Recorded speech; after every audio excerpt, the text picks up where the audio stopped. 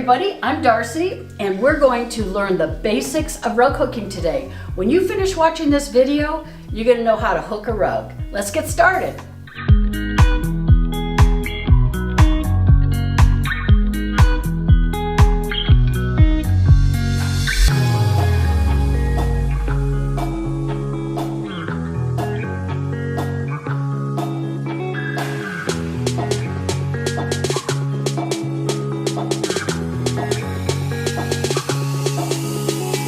How'd you like them pineapples?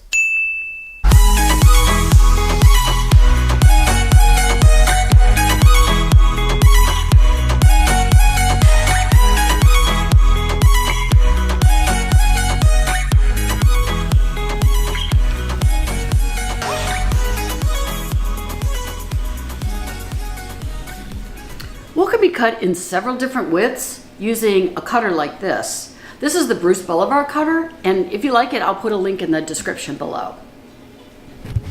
Or you can do the rip, fold, and cut.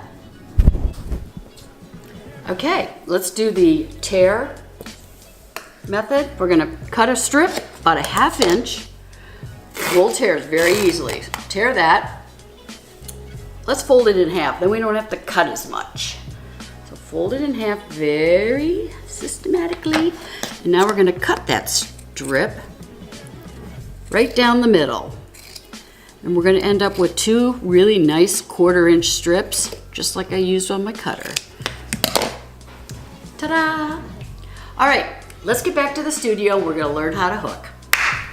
Now that we're back in the studio, we've got our pattern and we've got our wool, but we gotta put it on something in order to hook it. So we have 2 choices there. Okay, so our first method is the hoop. What you'll need to do is loosen it here so it can come apart. Comes apart. We put our pattern over the hoop with the top on there. Make sure it's nice and tight. Nice and tight. And then you're gonna tighten it and you're ready to go. Okay, so when you have the hoop, it's important to rest it against your body and against the table because you're gonna work from underneath and up above. You've gotta be able to have it stationary somehow. Okay, our second method is the lap gripper frame. It has spikes around the outside which allow your pattern to be held tight over the frame. You work in the center, so what you wanna do is keep it tight and you can move it about no matter what you're working on. Okay, so with the lap frame, you rest it on your lap, adjust your pattern on the gripper. I'm gonna work in the center, tighten it, and now I have freedom of movement.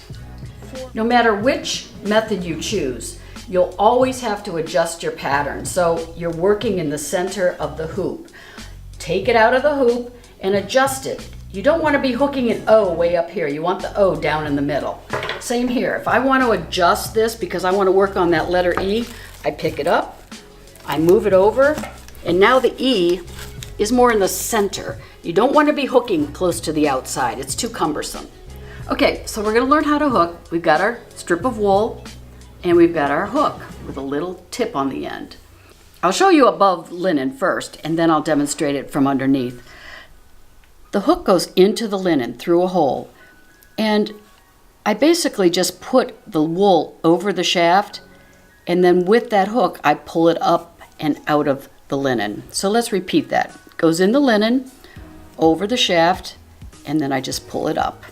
This is the way it looks when I'm hooking. Go in, over the shaft, and I pull it up. All hooking starts with the tail. Now the next loop goes in every couple of holes. You go up, pull it out, go back in, put the wool over the shaft, and pull it out. And we repeat. I'm going fast because that's just how I hook, but you'll get the gist of it once you practice a little bit. Now let's go underneath and see the way that looks. Okay, so under, you're gonna see the shaft of the hook go down. There's the wool goes over the shaft, and now I'm gonna pull it up out of the hole to make my loop. Again, in, over the shaft, pull it up to create the loop. In, over the shaft, pull it up to create the loop. Okay, so above, when you're doing your loops, you want to make sure your loops are uniform and you want them to be as high as they are wide. So these are 1/4 inch width. That's how high my loops are. A common mistake, you pull and you pull forward. And when you pull forward, you pull out all those loops you just put in. You don't want to do that. You want to pull up and pull back a little bit and adjust it from underneath. That way, when you pull it back, you're not pulling the one out in front.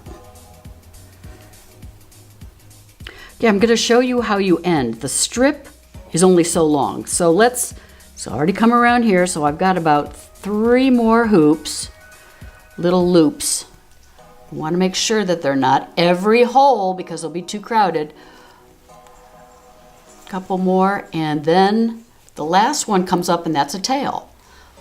So to start a new one, I go into the same hole and pull out yet another tail, and then continue on. Make sure your rows are not next to each other. You got to give your loops space, otherwise it'll be too crowded, and you continue on. Then when you're finished, you take your scissors and you cut all these tails off. Let me show you that. So you have your little tails. There's no knotting in rug hooking. All you do is simply cut your tails off at the height of your loops.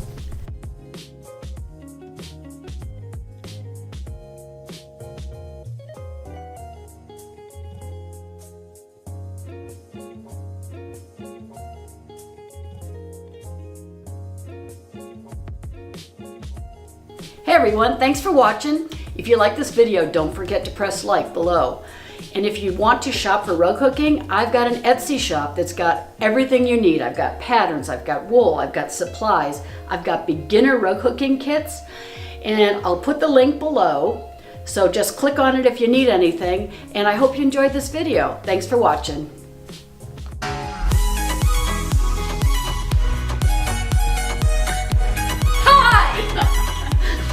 I'm Darci! And today... Cut!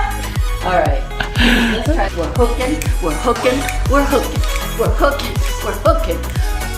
Or you can do the rip, cold, and butt.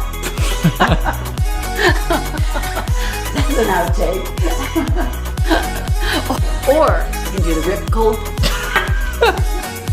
hook it, hook it, hook it, hook it, baby, hook it.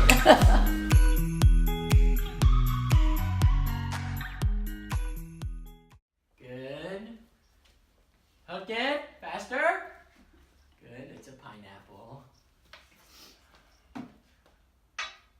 How do you like that filming?